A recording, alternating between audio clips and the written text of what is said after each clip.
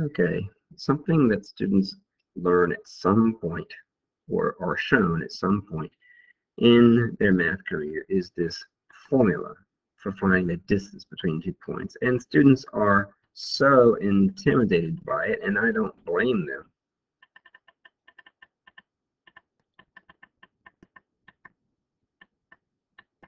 Who in the world would want to memorize that? Now, it's really not as complex as it looks if you understand it. But would you rather work with that, or would you rather work with this? I don't think there's a student on the planet that would choose d equals the square root of the quantity x2 minus x1 squared plus the quantity y2 minus y2, y1 minus y2. Actually, those should be reversed.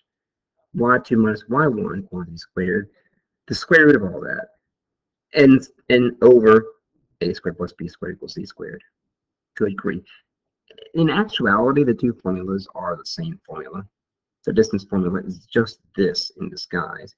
This extremely important formula down here is a very famous geometrical theorem named after a Greek mathematician, Pythagoras. This is the Pythagorean theorem. Students are taught this often in middle school, and then they encounter it again in algebra and in geometry, the Pythagorean theorem. But textbooks will teach this in one chapter, and they'll teach this distance formula in another chapter, and not even without even pointing out that they're the same thing, basically. But really, in actuality, there are very few times that you actually need the distance formula. Virtually every time the distance formula could be used, you can also use the Pythagorean theorem. So I vote Pythagorean theorem all the way. Okay, so Pythagorean theorem is a theorem about right triangles.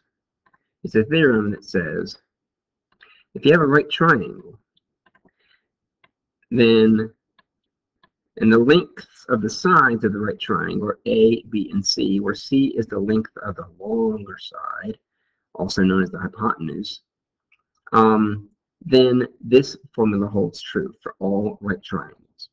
So to find the distance from the point A to the point B, also known as in geometry, we call that distance just capital AB. Without the bar on top, we're talking about the distance from A to B. If I put that bar over top, but then we're actually talking about the segment itself. We're talking about that segment with that bar there. But if we want to refer to the distance or the length of the segment, we get rid of that bar, and that is the distance from A to B, or the measure of the segment AB. So we want to know what that equals. Well, gee, all that is the hypotenuse of a right triangle. We draw in the two other sides of the right triangle and figure out how long the other two sides are. Well, this x-coordinate is -1, and this x-coordinate is 3. So that means that this side of the right triangle is 4 units long, from -1 to 3.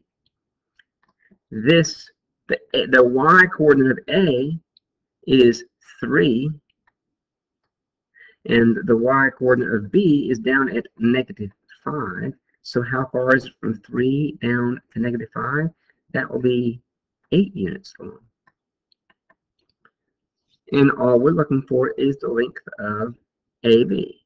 We could use any variable you want, but I'm just going to use the variable x.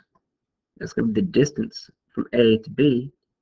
So we would have A squared, A is 4, or A could be 8. It doesn't matter which one is which, or the two legs of the right triangle. So we'll say that 4 and 8. So 4 squared plus 8 squared equals x squared. And x is going to be our answer. X is going to be AB, whatever x equals. So that's 16 plus 64 equals x squared. That's 80. So x is the square root of 80. The square root of 80 is really close. You should think about what is the square root of 80? What's the closest whole number to the square root of 80? The square root of 81 is 9.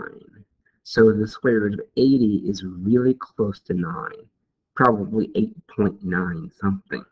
But this is what we were after. That's the distance from A to B, square root of 80. And we didn't use any of that crazy distance formula mess.